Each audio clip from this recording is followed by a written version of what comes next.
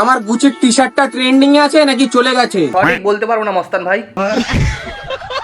না মানে একটা 17,000 টাকা দিয়ে গুচির বেল্ট কিনেছিলাম। মস্তান ভাই তুই 17,000 টাকা দিয়ে গুচির বেল্ট কিনেছিস? 17,000 টাকা দিয়ে? কালকে বাড়িতে রান্না হয়েছিল ভাই মস্তান, এর জন্যই তোর বাড়িতে তোর বাবা মা খুঁজছিল তোকে এতবার করে। ওটা ট্রেন্ডিং এ আনতাম আর কি। কি 17,000 টাকা দিয়ে একটা গুচির বেল্ট কিনে দিয়ে আবার ট্রেনিং এ আনতে চাস? 17,000 টাকার গুচির বেল্ট ট্রেনিং এ আনবি? সালা আমি 2 লাখ টাকার আউটফিট গুচির বাড়িতে ফেলে রেখে দিয়েছি, সে কোনোদিন ট্রেনিং আনি না ভিডিওতে, আর তুই বলছিস 17,000 টাকা দিয়ে একটা গুচির বেল্ট কিনে ট্রেনিং এ আনবি? সালা তোর কানের নিচে দেওয়া উচিত। মস্তান ভাই তোর পদ মারতে চাই। गुची का बेल्ट है। আর এটা কে मस्तान हेल्पर नाकी? गुची का माल बोल रहा है? ये कौन सा माल है? काकरंडी है क्या?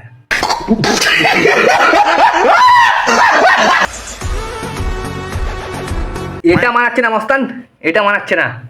5 ইঞ্চির কোমরে 10 ইঞ্চির বেল্ট, এটা কখনো মানায় বলো তুমি মস্তান?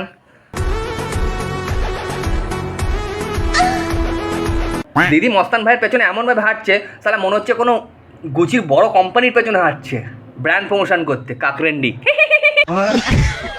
তো গাইস মস্তান ভাইয়ের ভিডিওটা আজকে এই অবধি। ভালো লাগলো অবশ্যই লাইক কমেন্ট শেয়ার আর বন্ধুদের সাথে ভাগ করে নিতে বলবেন না। আর তোমাদের সাথে এই ভিডিওর মাঝখানে একটা ধাঁধা আছে, ধাঁধাটা যদি উত্তর তোমরা জানো অবশ্যই কমেন্ট করে বলবে, ঠিক আছে? কোন জিনিসের ডানা নেই সে উড়ে বেড়ায়? কোন জিনিসের চোখ নেই সে কেঁদে বেড়ায়? বলো দেখি কি হবে? অবশ্যই জেনে থাকলে কমেন্টে বলবে, ঠিক আছে?